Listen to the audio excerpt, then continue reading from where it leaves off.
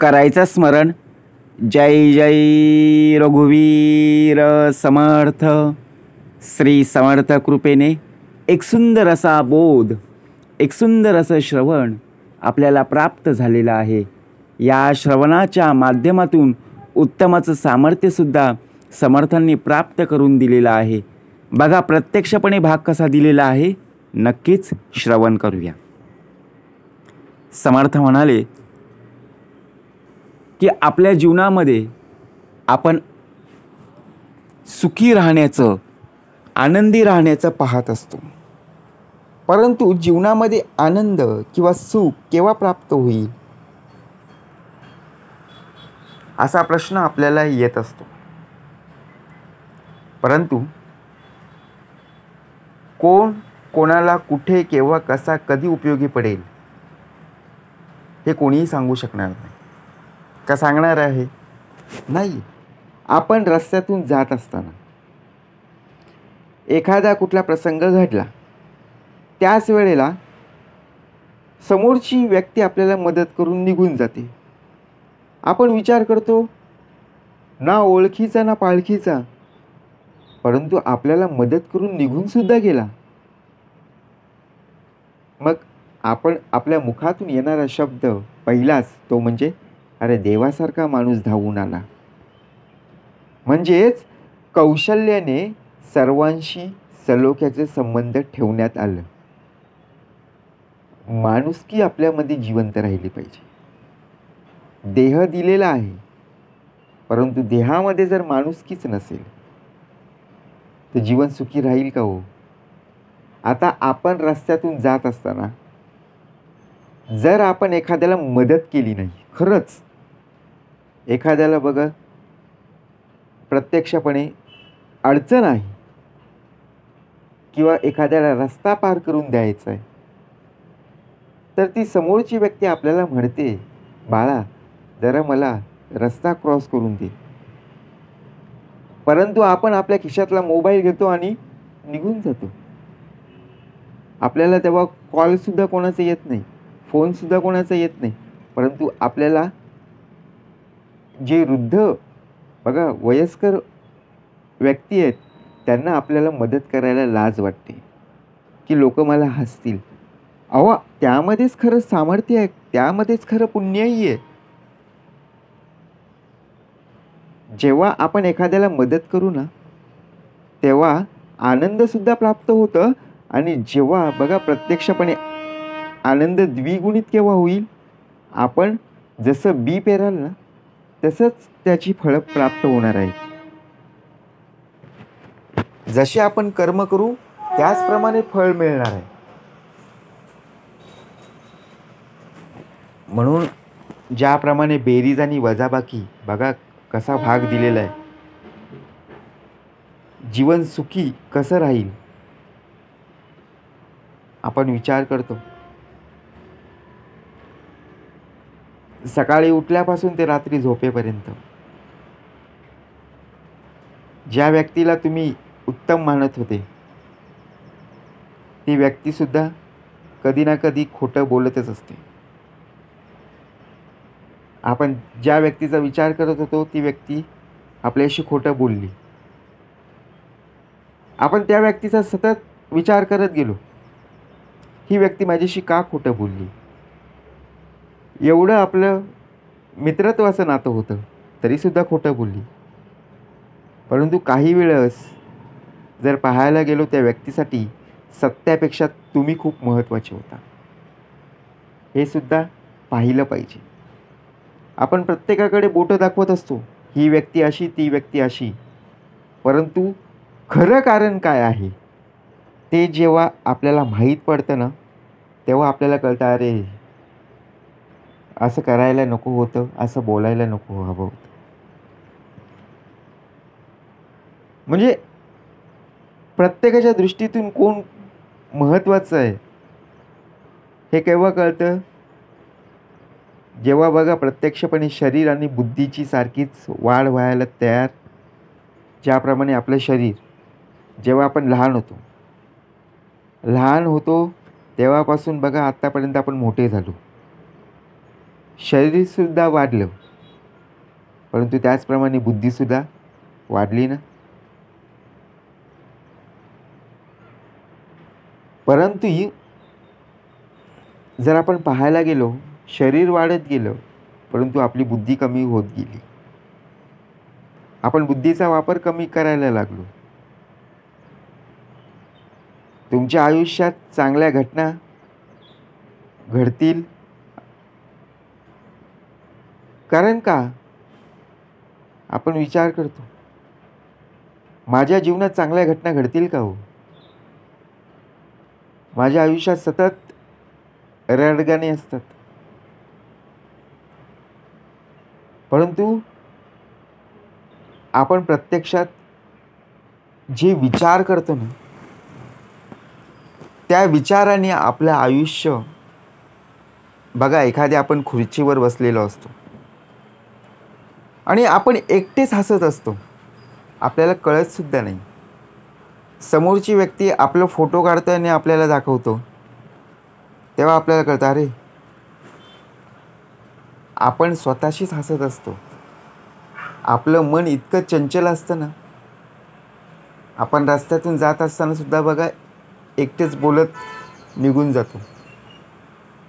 आपल्याला अशी सुद्धा माणसं पाहायला मिळतात.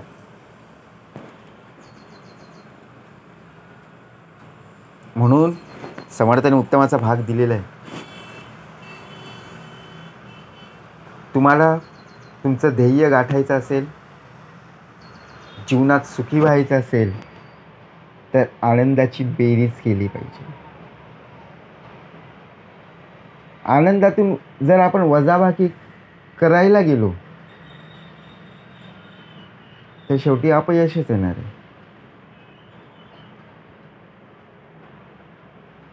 आनंदी राहण्यासाठी आपला देह प्रत्यक्षपणे कार्य करायला तत्पर राहिला पाहिजे.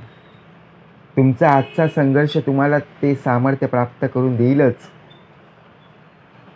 परंतु आता विचार करा, गणित विषय आपल्याला सोपा जायचा का हो. नाही, आपल्याला अवघड असायचा की नाही. आपल्याला अवघड वाटायचा का, कारण आपण त्या गणितांची कधीच प्रॅक्टिस केली नाही, सराव केला नाही. म्हणून गणित कदाचित आपल्याला हे शिकवणार आहे की आनंदाची बेरीज कशी करावी. कारण गणितामध्ये बेरीज असते, वजाबाकी असते, गुणाकार असतो, भागाकार असतो, परंतु आपण फक्त वजाबाकी करायला शिकलो. आपल्यामधलं बेरजेचं महत्त्व कमी होत गेलं. गुणाकार भागाकार तर सोडूनच द्या. जेवढी आपली पुण्याई होती, जेवढी आपली शिल्लक होती, तेवढी कमी होत गेली. जीवनामध्ये सुखी केव्हा होऊ, हा प्रश्न जर आपण स्वतःहून स्वतःला विचारला ना, तर आपल्याला त्याचं उत्तर मिळून जाईल. कारण जीवनामध्ये सुखी राहण्यासाठी आपण सतत प्रयत्न करत असतो, परंतु दुसऱ्यांचा पाहून आपल्या, बघा प्रत्यक्षात दुसऱ्यांच्या घरामध्ये असणाऱ्या वस्तू पाहून आपण स्वतःलाच कमी लेखतो. मग जीवनात सुखी होऊ का, नाही ना. आपल्या ताटामध्ये जेवढे अन्न आहे, जेवढे पदार्थ आहे, तेवढेच पाहून आपलं मन शांत राहिलं पाहिजे, आनंदी राहिलं पाहिजे. आपण पहा, एखादा कार्यक्रम असेल, त्या कार्यक्रमामध्ये जेव्हा जेवणासाठी आपण बघा उभे राहतो ताट घेण्यासाठी, तेव्हा दुसऱ्यांच्या ताटामध्ये काय काय आहे हे आपण पहिलं पाहतो. त्यांनी 2 गुलाबजाम उचलले, मी सुद्धा 2 गुलाबजाम उचलणार. आपलं मन स्थिर नाहीये. त्याने 3 गुलाबजाम घेतले, आपल्याला फक्त 2च मिळाले. अहो, एका गुलाबजामसाठी आपण रुसत बसलो. आपण जीवनात आनंदी होऊ का. अहो, एक जरी मिळालं तरी आपण समाधानी असलं पाहिजे, बरोबर आहे की नाही? म्हणून जसजसं आपण मोठं होत जातो ना, तसतसं आपल्याला जाणवायला लागतं की जास्त मित्र असण्याला विशेष महत्त्व नाही. महत्त्वाचं हे असतं की ते खरे मित्र असायला हवेत. मोठ्या संख्येपेक्षा चांगला दर्जा महत्त्वाचा आहे. नुसते मित्र असून उपयोगाचं नाही. ते मित्र आपल्याला साथ द्यायला आले पाहिजेत ना. ते मित्र आपल्या मदतीला धावून आले पाहिजे. तर ते मित्रांचं नातं प्रत्यक्षपणे जाणून घेतील, समजून घेतील. आपण फक्त एवढंच म्हणत असतो, अरे माझा मित्रपरिवार खूप मोठा आहे, माझे नातेवाईक खूप भरपूर आहेत. परंतु पाहायला जर गेलो, तुझ्या कुठल्या कार्यक्रमाला किंवा तुझ्यावरती आलेल्या संकटांना किंवा प्रसंगाला, शुभकार्याला कधीही मित्रपरिवार आलेला नाही, कधी नातेवाईक आलेले नाही. मग नुसता मित्रपरिवार फक्त नावासाठीच का हो? असं होता कामा नये. जीवाला जीव पण देणारे मित्र, भले ते जास्त नको, 2-3 असले तरी हाक मारताच आपल्या कार्यासाठी हजर असणं खूप गरजेचं आहे. त्यालाच खरा मित्र असं म्हणतात ना. कारण संकटाच्या वेळी जो मदतीला धावून येतो तोच खरा मित्र. आपण फक्त एवढेच लिहून ठेवतो. आपली पत्रिका असते बघा, लग्नाची पत्रिका. अहो, त्यामध्ये 50 नावं मित्रपरिवार. त्यातले येतात किती? चांगलं कार्य असेल ते येतात. परंतु एखादा कार्यक्रम जेव्हा सांगतायत बघा, एखादा प्रसंग आला, एखादी हळद असेल, लग्न असेल तर नक्कीच येतील. परंतु ज्या वेळेला संकट उभा राहील ना, प्रसंग, जेवढं पत्रिकामध्ये नावं आहेत ना तेवढ्यांना देऊन पहा किती जण हजर राहतात. येऊच शकत नाही. त्या 50मधले फक्त 2-3च मुलं, 2-3च मुली, 2-3च पुरुष व्यक्ती, 2-3च महिला बघा प्रत्यक्षात हजर राहतील, एवढी गॅरंटी आहे. कारण समर्थ म्हणाले, या कलियुगामध्ये पाहायला जर गेलो तर प्रत्येकाने माणुसकी ही जपली गेली पाहिजे. परंतु आपण माणुसकीच टिकवत नाही. कारण देह प्रत्येकाला प्राप्त करून दिलेला आहे. जन्म आहे म्हणजे मृत्यू आहेच. परंतु जीवनामध्ये सुखी केव्हा होऊ? ज्या वेळेला आपल्याला एखाद्या गोष्टीमध्ये आनंद मिळतो ना, एखाद्या गोष्टीचा आपल्याला बघा, ती वस्तू प्राप्त झाली तर आपल्याला त्या गोष्टींचं समाधान मिळतं. परंतु तीच गोष्ट आपल्याला मिळाली नाही तर जीवनामध्ये काहीच कमावलं नाही असं होतं. अहो, नाही मिळालं चालेल, आपण दुसरी विकत घेऊ किंवा दुसरं एखादं कार्य करून ती वस्तू आपण नव्याने आणू. एखादी गोष्ट नाही मिळाली की आपल्या जीवनामध्ये आपणच प्रश्न मांडत असतो, अरे जीवन फुकट आहे. परंतु फुकट घालू नकोस. देणे ईश्वराचे, बरोबर की नाही? या संपूर्णपणे मातीतून हा नरदेह प्राप्त झालेला आहे. घडवण्याचं काम तो करत आहे. परंतु आपली घडण्याची तयारी असली पाहिजे. रूप आकार देणं त्याच्या हातात आहे.